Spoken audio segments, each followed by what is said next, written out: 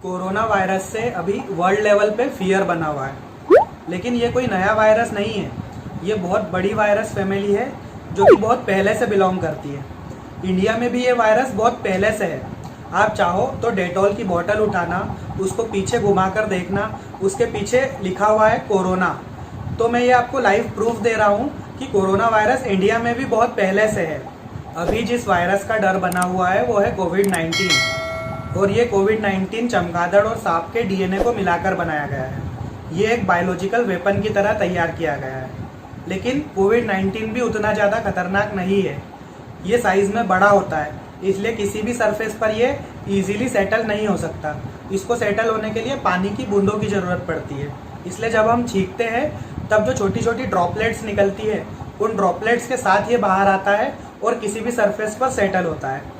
ये वायरस उड़कर हमारे तक नहीं पहुंच रहा है, लेकिन अगर किसी तरह ये हमारे संपर्क में आ भी जाए तो भी अगर हम सैनिटाइजर का यूज़ कर ले या हाथ वगैरह अच्छे से धो ले तो ये वायरस वॉश आउट हो जाता है।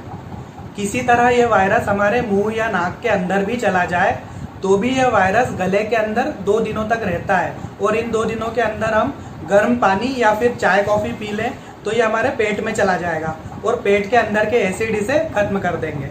गले से ये वायरस अगर हमारे फेफड़ों के अंदर भी चला गया तो भी अगर हमारे शरीर की इम्यूनिटी अच्छी है तो हमारे शरीर की इम्यूनिटी इससे लड़ लेगी और इसको खत्म कर देगी।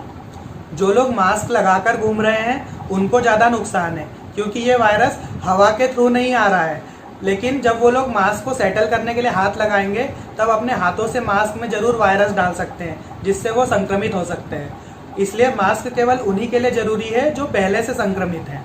अब बात इकोनॉमी की करते हैं। इकोनॉमी ज़रूर थोड़ी डाउन होगी, लेकिन इस वायरस के फैलने के फ़ायदे भी दुनिया को हुए हैं। वो फ़ायदे एक एक करके बताता हूँ। पहला, इंडिया में जॉब्स बढ़ेगी, क्योंकि इंडिया में मैन्युफैक्चरिंग कंपनीज बढ़ेगी। चाइना से इंपोर्ट होने वाली चीज़ों में वायरस का खतरा बना रहेगा, इसलिए मैक्सिमम कंपनियां इंडिया से मैन्युफैक्चर करेगी, जिससे नंबर ऑफ जॉब्स इंक्रीज होगी। नंबर 2, वेजिटेरियन को बढ़ावा मिलेगा, जिससे इंसानों में सात्विक प्रवृत्ति आती है। चाइना जैसे देशों के प्रधानमंत्री ने भी वहाँ के नागरिकों से अपील की है कि वो नॉनवेज छोड़ दें और वेजिटेरियन को अपनाएं। अभी तक चाइना में नॉनवेज की डेफिनेशन ही अलग हुआ करती थी। अगर उनकी थाली में कोई जानवर हिलता हुआ है तो वो उनके लिए नॉनवेज है। अगर वो जानवर मरा हुआ है और थाली में हिल नहीं रहा है तो वो उनके लिए वेज हुआ करता था। लेकिन अब चाइना जैसे देश भी वेजिटेरियन को अपना रहे हैं, मतलब उनके लिए अब वेजिटेरियन की डेफिनेशन भी चेंज होगी। नंबर 4, लोग हाइजीन कॉन्शियस हो गए हैं, इसलिए साफ सफाई का अब हर जगह ध्यान रखा जाएगा। नंबर 5, वैदिक कल्चर को बढ़ावा मिलेगा। अब लोग शेक हैंड की जगह नमस्ते कर रहे हैं। नंबर 6, लोगों की भगवान में आस्था बढ़ रही है, इसलिए अब स्पिरिचुअल ज्ञान भी लोगों में बढ़ेगा। नंबर 7, गाड़ियाँ चल नहीं रही है, जिससे पॉल्यूशन भी बहुत कम हो गया है। तो इतने सारे फायदे हैं जो इस दुनिया को हुए हैं इस महामारी के फैलने के बाद। अब बात करते हैं उन लोगों की जिन्हें अपने जॉब या बिजनेस खोने का डर बना हुआ है। जो लोग सोच रहे हैं मार्केट डाउन हो जाएगा, बिजनेस रहेंगे या ना रहेंगे, मेरी जॉब का क्या होगा, उन लोगों से पूछना चाहता हूँ, जिस दिन मोदी जी ने लॉकडाउन अनाउंस किया था उस दिन किन किन तरह के एक्सपेंस आपको इम्पोर्टेंट लग रहे थे? किस किस के दिमाग में ये सब ख्याल आए थे? ऑडी लेकर रख लेनी चाहिए या BMW ले लेनी चाहिए, क्योंकि पता नहीं लॉकडाउन के बाद मिलेगी या नहीं? किसने सोचा था अरमानी या गुच्ची के कपड़े लेकर इकट्ठे करना चाहिए क्योंकि लॉकडाउन होने वाला है?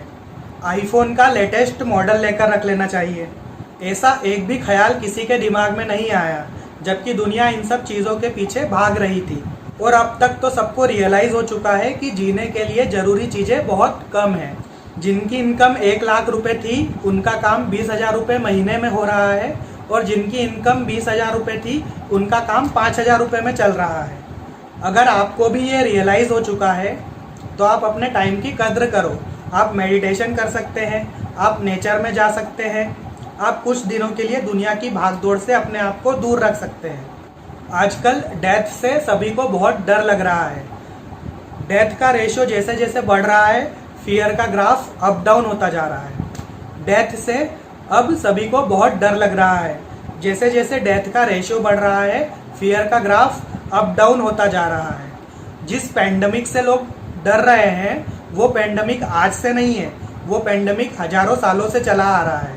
जितने पेड़ पौधे इंसान जानवर जन्म ले रहे हैं उतने ही वो मर भी रहे हैं। बर्थ का डेथ से रेशियो कभी भी 1% नहीं रहा है, और ना ही बर्थ का डेथ से रेशियो 2% रहा है, ना ही ये 3% रहा है, ना ये 4% रहा है। बर्थ का डेथ से रेशियो हमेशा से ही 100% रहा है। अभी कोरोना का नाम चल रहा है, लेकिन आप ऐसे कैलकुलेट करेंगे तो लाखों लोग रोज अलग अलग वजहों से और अलग अलग बीमारियों से मर रहे हैं। टीवी में जब नंबर आता है 10 मर गए, 100 मर गए, 150 मर गए, तब फियर आता है। अभी के दिनों में फियर थोड़ा ज़रूरी भी है, लेकिन इस फियर को इतना बढ़ने नहीं देना है, क्योंकि अगर ये फियर बढ़ेगा तो हमें डिप्रेशन आएगा।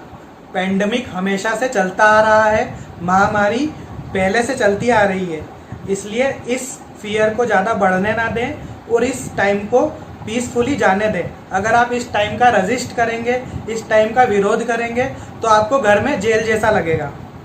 फाइनेंशियली भी देखा जाए तो आप एक अच्छी लाइफ कम पैसों में बिता सकते हैं, क्योंकि अब सबको ये रियलाइज़ हो चुका है कि ज़रूरत की चीज़ें तो बहुत कम है, बाकी सारी चीज़ें तो ड्रामा है जो हमारे दिमाग ने अननेसेसरी क्रिएट कर रखी थी। हमारी बड़ी बड़ी इच्छाएं हैं जिनकी वजह से हम अननेसेसरी परेशान रहते हैं। वीडियो के लास्ट में मैं आपको एक एडवाइस देना चाहता हूँ कि बच्चों से लेकर बूढ़े तक इस लॉकडाउन का किस तरह से यूटिलाइजेशन कर सकते हैं। नंबर 1, प्रोफेशनल लोग डिजिटल मार्केटिंग का कोर्स कर सकते हैं, क्योंकि पूरे इंडिया में अभी डिजिटल आंधी आई हुई है, तो डिजिटल मार्केटिंग का कोर्स करियर के लिए बहुत ही हेल्पफुल रहेगा। नंबर 2, वेबसाइट डिज़ाइन का कोर्स किया जा सकता है। बच्चे लोग कोई नई लैंग्वेज सीख सकते हैं, जैसे इंग्लिश, स्पेनिश या फिर जिसमें भी इंटरेस्ट हो। बच्चों के लिए योगा, मेडिटेशन, एक्सरसाइज सीखने का भी बहुत अच्छा टाइम है, क्योंकि ये सब चीज़ें उनको लाइफ टाइम काम देगी। जो बड़े स्टूडेंट हैं या कॉलेज स्टूडेंट हैं वो कोई भी स्टार्टअप प्लान कर सकते हैं। जॉब वाले सेविंग्स की प्लानिंग कर सकते हैं। जो ओल्ड एज के लोग हैं उनके लिए सबसे अच्छा टाइम स्पिरिचुअलिटी में लगाने का है। इसके अलावा वो चैंटिंग भी कर सकते हैं या फिर अपने पसंद की कोई बुक भी पढ़ सकते हैं। तो इस तरह लगे रहिए दोस्तों, लॉकडाउन जरूर खुलेगा, अपना इंडिया बाउंस बैक करेगा। Keep smiling, take care.